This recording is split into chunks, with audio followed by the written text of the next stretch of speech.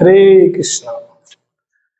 তো শ্রীল প্রভুপাদ একটি খুব গুরুত্বপূর্ণ কথা বলেছিলেন এবং তিনি কি বলেছেন আমি পড়ে শোনাচ্ছি, আপনারা শুনুন। যে ভগবত গীতা পড়ার সময় আমরা দেখি অন্য সমস্ত শাস্ত্রে যা কিছু আছে তা সবই ভগবত গীতায় আছে, উপরন্তু ভগবত গীতায় এমন কিছু তত্ত্ব আছে যা অন্য কোথাও নেই। তাহলে দেখুন, আপনি ভগবত গীতা পড়ার মাধ্যমে সমস্ত শাস্ত্রকে আপনি হৃদয়ঙ্গম করতে পারবেন। সেজন্য গীতাটা খুব গুরুত্বপূর্ণ আমাদের কাছে। তো সেই জন্য আমরা আজ থেকে এই ভগবত গীতার বাণীকে প্রতিদিন ধারাবাহিকভাবে একটি করে শ্লোক আমরা পাঠ করব, আমরা একসঙ্গে শ্রবণ করব, কীর্তন করব। তো চলুন, আজ প্রথম শ্লোক আমরা শুরু করছি। ভগবত গীতা প্রথম অধ্যায় বিষাদ যোগ। শ্রী ধৃতরাষ্ট্র উবাচ ধর্মক্ষেত্রে কুরুক্ষেত্রে সমবেতা যুযুৎসব মামকা পাণ্ডবশ্চৈব কিম কুর্বত সঞ্জয়। অনুবাদ: ধৃতরাষ্ট্র জিজ্ঞাসা করলেন, হে সঞ্জয়, ধর্মক্ষেত্রে যুদ্ধ করার মানসে সমবেত হয়ে আমার পুত্র এবং পাণ্ডুর পুত্রেরা তারপর কি করল?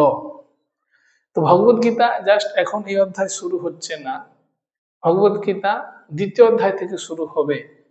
তো ভগবত গীতা শুরু হওয়ার পূর্বে জাস্ট প্রারম্ভিক কোন পরিস্থিতিতে ভগবত গীতা শুরু হয়েছিল, কোন পরিস্থিতিতে অর্জুনকে ভগবান জ্ঞান দান করেছিল, সেটা জাস্ট এই প্রেক্ষাপটটা শুরু হচ্ছে। এখন প্রেক্ষাপট, ধৃতরাষ্ট্র অন্ধ ছিলেন।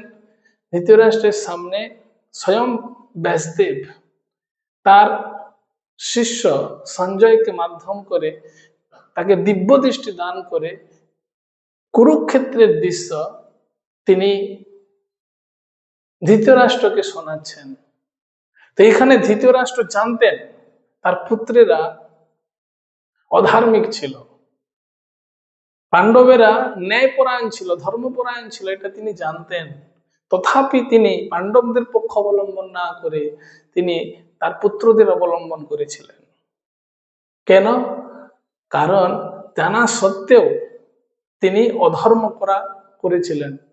তো সেই জন্য আমাদের কি হয়, কর্মক্ষমতায় আমরা জানি যেটা আমরা ভুল করছি, এটা পাপ করছি, অন্যায় করছি, কিন্তু তারপরও আত্মীয় স্বজনের চাপে পড়ে আমরা সেই সময় পাপ কর্মে যুক্ত হয়ে যাই।